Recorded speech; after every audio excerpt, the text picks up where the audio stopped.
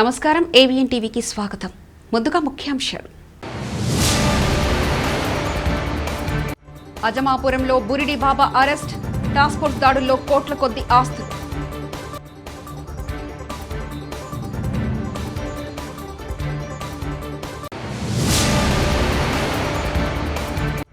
అంబర్పేట మహంకాళిని దర్శించుకున్న ఎమ్మెల్సీ సురభి వాణి, ఆలయ మర్యాదలతో సత్కరించిన నిర్వాహకులు.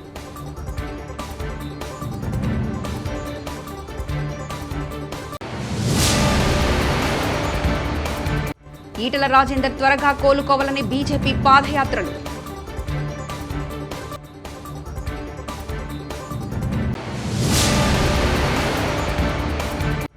ఇక వివరాలకు వెళ్తే నల్గొండ జిల్లాలోని పిఏపల్లి మండలం అజమాపురంలో బురిడి బాబా బండారాన్ని ఓ మహిళ బయటపెట్టింది. బాబా ముసుగులో జరుగుతున్న మోసాలు బట్టబయలు కావడంతో ఊచలు లెక్కిస్తున్నారు. బురిడి బాబా అవతారం ఎత్తిన సాఫ్ట్వేర్ ఇంజనీర్ దేవుడి పేరుతో ప్రవచనాలు చేస్తూ హోమాలు తయత్తులతో ఆశ్రమంలో అసాంఘిక కార్యక్రమాలు చేస్తున్నాడని, మహిళలపై లైంగిక వేధింపులకు పాల్పడ్డారని చెబుతున్నారు. విశ్వచైతన్య పేరుతో ఓ యూట్యూబ్ ఛానల్ నడుపుతూ భక్తులను ఆకట్టుకుంటున్నాడని విశ్వచైతన్య స్వామీజీపై ఆరోపణలు రావడంతో పోలీసులు అరెస్ట్ చేసి విచారణ చేస్తున్నారు. ప్రస్తుతం ఆశ్రమాన్ని మూసివేశారు. మహిళా ఫిర్యాదుతో నల్గొండ జిల్లా ఎస్పీ ఆదేశాలతో టాస్క్ ఫోర్స్ పోలీసులు బృందం ఆశ్రమంపై దాడులు నిర్వహించింది. స్వామీజీని అదుపులో తీసుకుని లక్షల రూపాయల నగదు, నగలు, కోట్ల విలువైన ల్యాండ్ డాక్యుమెంట్లను పోలీసులు స్వాధీనం చేసుకున్నారు. ఇలాంటి దొంగ బాబాలపై పోలీసులు కఠిన చర్యలు తీసుకోవాలని గ్రామ ప్రజలు కోరుతున్నారు. నా పేరు ఆదిరాల నగేష్, అజమాపురం గ్రామ సర్పంచ్. నేను ఈ విలేజ్లో జరిగిన రీసెంట్గా వచ్చినటువంటి న్యూస్ మాకు ఈరోజు తెలిసింది. దానికి సంబంధించి గత ఒక 6 నెలల నుంచి తుమ్మలపల్లి విద్యాసాగర్ రెడ్డి అనే అతను ల్యాండ్ అమ్మాడు, ఒకతను స్వామీజీ వచ్చి ఇక్కడ టెంపుల్ కడతాననేది మాకు న్యూస్ తెలిసింది. ఆ న్యూస్ తర్వాత మేము అక్కడికి వెళ్ళి కన్స్ట్రక్షన్ జరుగుతుంటే వితౌట్ పర్మిషన్ కడుతున్నారు మీరు ఏంటి అని అడిగితే ఇక్కడ ఒక టెంపుల్ కడుతున్నాము సాయి మానస ట్రస్ట్ నుంచి అని మాకు చెప్పడం జరిగింది. ఆ తర్వాత కన్స్ట్రక్షన్ అక్కడిక్కడ వెళ్ళడం వాళ్ళు చేయడం అదే జరిగింది. తర్వాత కంప్లీట్ అయిన తర్వాత ఒక మహాయంత్రం తీసుకొచ్చి ఆ యంత్రానికి అమావాస్య రోజు పౌర్ణమి రోజు పూజలు చేయడం, దానికి డప్పులతోని బాంబులు కాల్చడం, పూజలు చేస్తూ ఉండేవాళ్ళు. నైట్ మాత్రం అమావాస్య రోజు పౌర్ణమి రోజు చాలామంది ఇల్లీగల్గా కార్లు వస్తున్నాయి, యంత్రాలు తాయెత్తులు కడుతున్నారని మాకు రీసెంట్గా తెలిసింది. దానికి సంబంధించి ఊళ్ళో కూడా మేము చాలామంది అనుకున్నాము.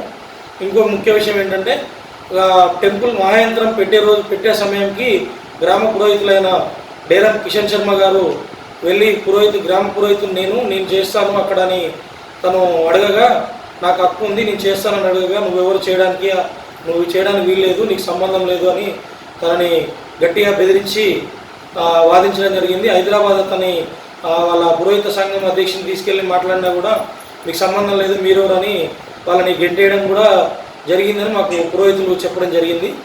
తర్వాత ఆ ఓపెనింగ్ తర్వాత ఎవరిని వాళ్ళని అక్కడికి రానియకపోవడము, ఈ యంత్రాలు కొరియర్లో పార్సల్ చేస్తున్నారనే విషయం మాకు రీసెంట్గా తెలియడం జరిగింది. ఈలోపే మేము తనని అడుగుదామనే లోపే ఎవరు మహిళా పిటిషన్ వల్ల టాస్క్ ఫోర్స్ వాళ్ళు వీళ్ళు వచ్చి ఎంక్వైరీ చేసుకొని తనని పట్టుకెళ్ళడం జరిగిందని మాకు అందిన సమాచారం. బోనాల జాతర సందర్భంగా మాజీ ప్రధాని దివంగత పివి నరసింహారావు కుమార్తె ఎమ్మెల్సీ సురభి వాణిదేవి అంబర్పేట మహంకాళి అమ్మవారిని దర్శించుకుని ప్రత్యేక పూజలు నిర్వహించారు. ఆలయ అర్చకులు ఆమెకు ఆలయ మర్యాదలతో దర్శనం కల్పించి పూజలు చేయించారు. ఈ సందర్భంగా ఆలయ కమిటీ సభ్యులు వాణిదేవిని ఘనంగా సత్కరించారు.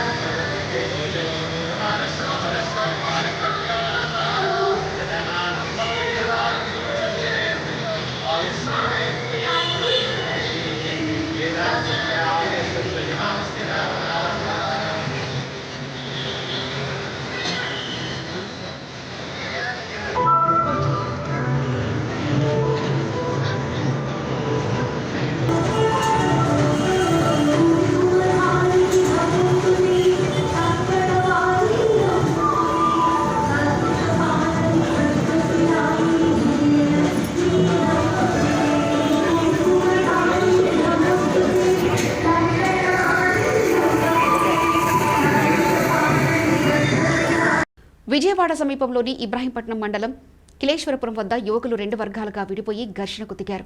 ఓ యువకుడు మృతి చెందగా మరో యువకుడు ప్రాణాపాయ స్థితిలో ఆసుపత్రిలో చికిత్స పొందుతున్నాడు. విజయవాడ నుండి గంజాయి బ్యాచ్ వచ్చి స్థానిక యువకులతో గొడవపడ్డారని, ఫలితంగా ఘర్షణ ఏర్పడిందని పోలీసులు తెలిపారు.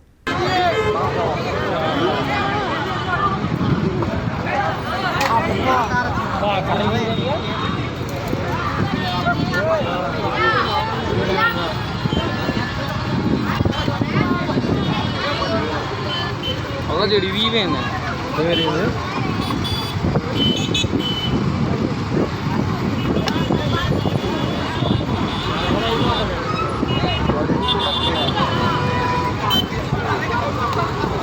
Polis orang keluar.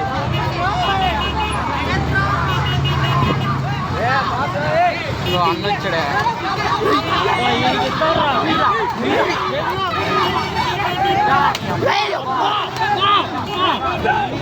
Shot.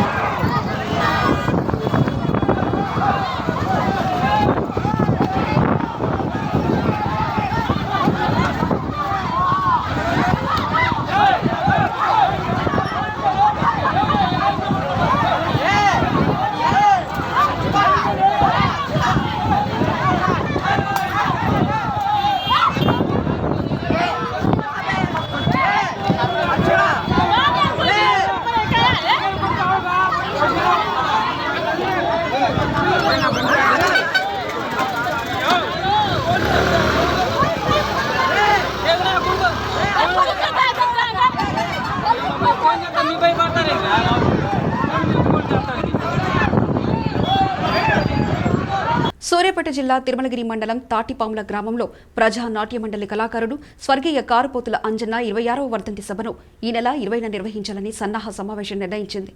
Tirumalagiri మండల కేంద్రంలోని వేల్పుల వెంకన్న అధ్యక్షతన జరిగిన సన్నాహ సమావేశంలో అంజన్న ఉద్యమకాలం నుండి సహచరులు, అనుచరులు, అభిమానులు, ఆత్మీయులు పాల్గొన్నారు. ఈ సందర్భంగా వ్యక్తులు మాట్లాడుతూ ఉమ్మడి నల్గొండ జిల్లా మారుముల్ల గ్రామంలో తాటిపాములలో జన్మించిన అంజన్న అక్షర ఉద్యమంలో 5,000 మంది కళాకారులను తయారు చేసిన గొప్ప నాయకుడన్నారు. ఈ సందర్భంగా వర్ధంతి సభ నిర్వహణ కోసం సమన్వయ కమిటీ చైర్మన్గా కొత్తగట్టు మల్లయ్య, కన్వీనర్గా జయసుందర్రావు, కార్యదర్శిగా బురుగుల ప్రభాకర్, కోశాధికారిగా వేల్పుల వెంకన్నను ఎన్నుకున్నారు. ఈ కార్యక్రమంలో తెలంగాణ ప్రజా సాంస్కృతిక సంఘం రాష్ట్ర కన్వీనర్ భూపతి వెంకటేశ్వర్లు, పూలే అధ్యయన వేదిక రాష్ట్ర కన్వీనర్ కొత్తగట్టు మల్లయ్య, ప్రజానాట్య మండలి కళాకారులు గోవర్ధన్, దేశపతి రవి, బురుగుల ప్రభాకర్, సైదులు, రాంబాబు, పరశురాములు, సుందర్రావు, కరుణ, మల్లేష్ యాదగిరి తదితరులు పాల్గొన్నారు.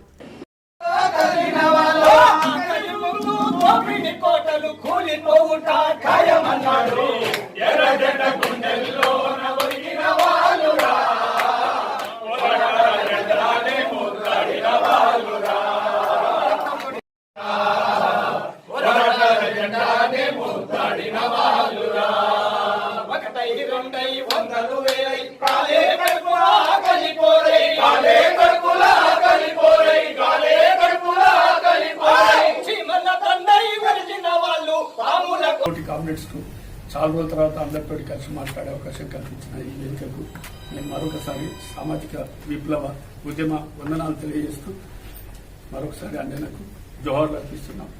జోహార్. అన్న చెప్పినట్టు దాదాపుగా అందరికీ సమాచారం వచ్చాం. ఒకరిద్దరు మిస్ అయితే మిస్ కావచ్చు, 100 మందిలో. క్షమించాలి అలాంటి వాళ్ళ వలన. ఖచ్చితంగా మళ్ళీ వాళ్ళందరికీ కూడా ఇంటిమేషన్ చేసి కంపల్సరీ అన్న చెప్పినట్టుగా మళ్ళీ సమావేశానికి తాటిపావడంలో గ్రామాలంటే ఆహ్వానిద్దామని.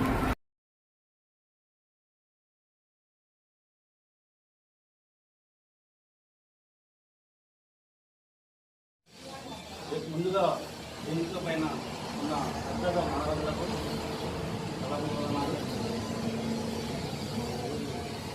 నాన్నగారి ఆగస్టు 26వ వర్ధంతి సభకు చేసిన కళా సైనికులకు విప్లవ వందనాలు తెలియజేస్తూ ఆ కార్యక్రమం నిర్వహించకుండా మండల హెడ్ క్వార్టర్లో కూడా కొన్ని కార్యక్రమాలు నిర్వహిస్తుంటే కటౌట్ కూడా పెట్టి అక్కడ కళాకారులకే కార్యక్రమం నిర్వహించాలని కోరుకుంటా ఉన్నాం.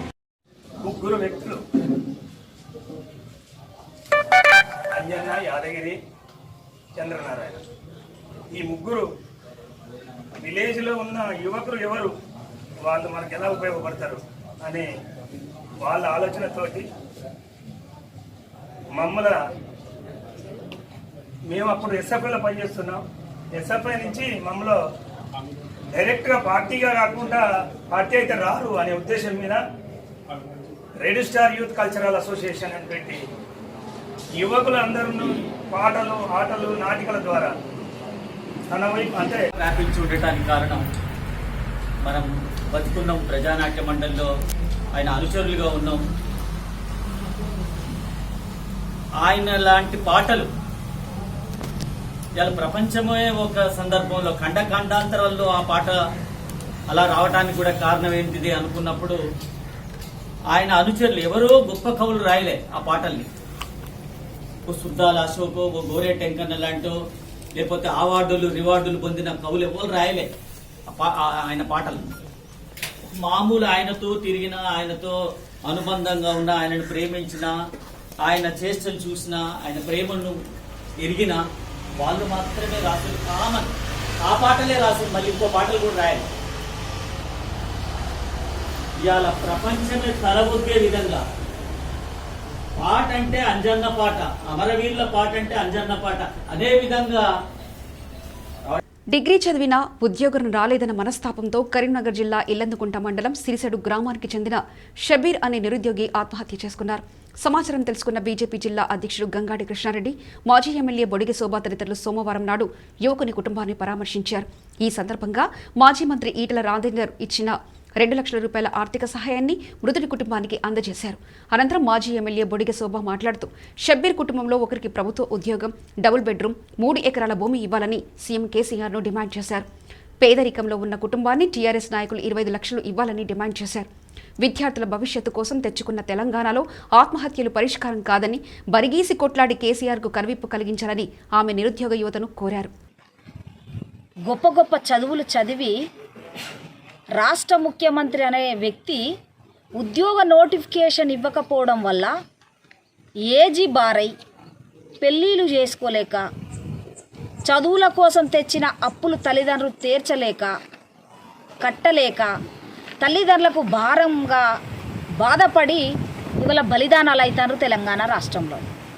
ఈ చావుకు, తమ్ముడు షబ్బీర్ చావుకు ఈ కారణం ముమ్మాటికి ఈ రాష్ట్ర ముఖ్యమంత్రి మూర్ఖుడే కారణమని నేను బొడిగె శోభక్కగా, ఈ చావు కారణము ఈ రాష్ట్ర ముఖ్యమంత్రి మూర్ఖుడే అని నేను ఈ సందర్భంగా గుర్తు చేస్తున్నా. మరి ఇవాళ షబ్బీరు కుటుంబానికి గర్భశోకం మిగిలింది. ఇవాళ కేసీఆరే ఇవాళ నోటిఫికేషన్ ఇస్తే షబ్బీర్ చనిపోయేటోడు కాదు, ఆ తల్లిదండ్రులకి గర్భశోకం మిగిలేది కాదు. కేసీఆర్కి నేను ఉద్యమ కాలంలో అన్న మాట గుర్తు చేస్తున్నా. ఓ రాష్ట్ర ముఖ్యమంత్రి గారు, మన ఉద్యమ కాలంలో నీళ్లు, నిధులు, నియామకాలని 4 కోట్ల తెలంగాణ ప్రజల్ని ఉద్యమాల వైపు తీసుకుపోయినాం కదా. ఓయూ కేయూ విద్యార్థులంతా కూడా తెలంగాణ ఉద్యమానికి సపోర్ట్ చేసిన వాళ్ళు కదా. తెలంగాణ రాష్ట్రం కోసము శ్రీకాంతాచారి నుండి మొదలుకుంటే 1200 మంది విద్యార్థులు బలిదానాలు అయినారు కదా. తెలంగాణ రాష్ట్రం తెచ్చినాక మరి ఇవాళ ఇంటికి 2 ఉద్యోగాలు ఇస్తున్నాను కదా. ఇవాళ ఉద్యోగ నోటిఫికేషన్ లేకపోవడం వల్ల, ఉద్యోగాలు లేకపోవడం వల్ల ఎందరిని బలిగొంటారు కల్వకుంట్ల కుటుంబం. ఇది సరైంది కాదు. నేను షబ్బీరు ఆత్మహత్య ఇవాళ తను సూసైడ్ నోట్ రాసిండు. ఇవాళ మేమేదో అంటే ప్రతిపక్ష పోళ్ళు మాట్లాడుతాను కాదు. ఇక్కడ తను రైల్వే పట్టాల కాడికి పోయి సూసైడ్ నోట్ రాసి చనిపోయాడు. అంటే నాకు ఉద్యోగ నోటిఫికేషన్ రాకపోవడం వల్ల నేను చనిపోతున్నా అని సూసైడ్ నోట్ రాసి చనిపోయాడు. కాబట్టి నేను ఈ రాష్ట్ర ముఖ్యమంత్రి గారిని ఏం డిమాండ్ చేస్తున్నానంటే, షబ్బీర్ కుటుంబానికి ఒకరికి గవర్నమెంట్ ఉద్యోగం ఇవ్వాలని రాష్ట్ర ముఖ్యమంత్రి గారిని డిమాండ్ చేస్తున్నా. వాళ్ళు చాలా పేదోళ్ళు, వాళ్ళ కుటుంబం. మేమంతా కూడా ఇప్పుడు మా అధ్యక్షులు కృష్ణారెడ్డి అన్న మేమంతా కూడా లోకల్ బీజేపీ అందరం కూడా పోయి కలిస్తే వాళ్ళ కుటుంబ పరిస్థితి ఏంటంటే, ఇల్లంతా కుంట కాడ జాతర జరిగితే బొమ్మలు అమ్ముకొని బతికే కుటుంబం. అంటే రెక్కాడితేనే డొక్కాడే ఒక ముస్లిం కుటుంబం. ఇవాళ కరోనా దయ వల్ల ఇవాళ జాతరలు కూడా బంద్ అయ్యి మా బతుకులు భారమైనాయి అని వాళ్ళు తల్లిదండ్రులు, షబ్బీర్ తల్లిదండ్రులు, అన్నదమ్ములు కూడా బాధపడతారు. అంటే బతుకులు భారం అయ్యి వల్ల చావులకు దారితీస్తుంది. అందుకే నేనేమంటున్నానంటే, ఈ రాష్ట్ర ముఖ్యమంత్రి ఆ కుటుంబంలో 2 ఇంకా అన్నలు చదువుకున్న ఉన్నారు, వాళ్ళకు ఒకటి గవర్నమెంట్ ఉద్యోగం ఇవ్వాలని, ఆ కుటుంబానికి మా అధ్యక్షులు వారు చెప్పినట్టుగా 25 లక్షల రూపాయలు ఈ టీఆర్ఎస్ నాయకులు వచ్చి తప్పకుండా ఆ కుటుంబానికి ఇవ్వాలని డిమాండ్ చేస్తున్నాం. మాజీ మంత్రి బీజేపీ నేత ఈటల రాజేందర్ హుజురాబాద్లో చేపట్టిన పాదయాత్రలో అస్వస్థతకు గురై అపోలో చికిత్స పొందుతున్న విషయం తెలిసిందే. ఈటల రాజేందర్ త్వరగా కోలుకోవాలని కోరుతూ బీజేపీ కార్యకర్తలు పాదయాత్ర చేపట్టారు. హుజురాబాద్ అంబేద్కర్ విగ్రహం నుండి చెల్పూరు హనుమాన్ దేవాలయం వరకు జరిగిన పాదయాత్రలో మాజీ ఎమ్మెల్యే బొడిగె శోభ, గంగాడి కృష్ణారెడ్డి తదితరులు పాల్గొన్నారు.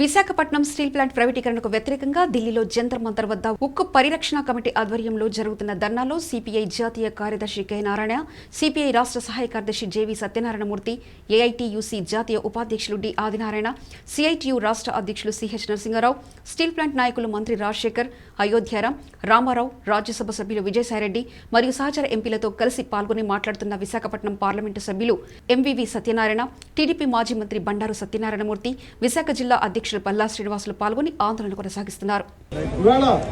విశాఖపట్నం స్టీల్ ప్లాంట్ ఆంధ్ర హక్కుగా, విశాఖపట్నం ఆంధ్ర హక్కుగా అది ఏర్పడడం జరిగింది. విశాఖపట్నం స్టీల్ ప్లాంట్ ఏర్పడటానికి ఎంతో మంది ప్రాణాత్యాగం చేశారు, త్యాగం చేసి సాధించిన విశాఖపట్నం ఈరోజు కేంద్ర ప్రభుత్వం దీన్ని పూర్తిగా వ్యతిరేకిస్తూ మనం ఎన్నో కార్యక్రమాల నాయకులందరూ కలిసి చేస్తూ ఉన్నాం, కార్మికులందరూ కలిసి చేస్తూ ఉన్నాం. ఈరోజు దీనిలో భాగంగా ఢిల్లీ వచ్చి కార్మికులందరూ, విశాఖపట్నంలో వచ్చి ఇక్కడ కూడా నిరసన కాలాన్ని కేంద్ర ప్రభుత్వానికి కార్యక్రమం ఏర్పాటు చేయడం జరిగింది. మన పార్లమెంట్ సమావేశాల్లో కూడా మేమంతా కూడా సభను అడ్డుకుని 4 రోజుల పాటు సభలో కూడా విశాఖపట్నం స్టీల్ ప్లాంట్ ప్రైవేటీకరణ సభని చెప్పేసి ఎంతో పోరాటం చేశాం, సభని కార్యక్రమం అడ్డుకున్నాం. అదేవిధంగా మన అందరూ ఎంపీలు కలిసి పూర్తిగా ఆర్థిక మంత్రి గారిని, చీఫ్ మినిస్టర్ గారిని కూడా అందరినీ కలవడం జరిగింది. ఈ కార్యక్రమంలో భాగంగా ఈ రోజు దీనికి అందరూ కూడా మద్దతు తెలియజేస్తూ అందరూ ఎంపీలు కూడా రావడం జరిగింది. ఈ కార్యక్రమం ద్వారా కేంద్రం కళ్ళు ఇవ్వాలని, ఈ స్టీల్ ప్లాంట్ ప్రైవేట్ అడ్డుకోవాలని నేను తెలియజేస్తూ వార్తలు ముగించే ముందు ముఖ్యాంశాలు మరోసారి చూద్దాం. అజమాపురంలో బురిడి బాబా అరెస్ట్, టాస్క్ ఫోర్స్ దాడుల్లో కోట్ల కొద్ది ఆస్తులు.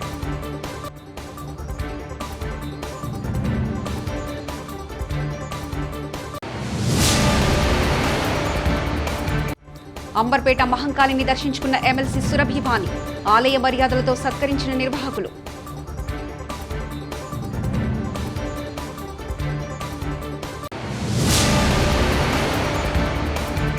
ఈటెల రాజేందర్ త్వరగా కోలుకోవాలని బీజేపీ పాదయాత్రలు.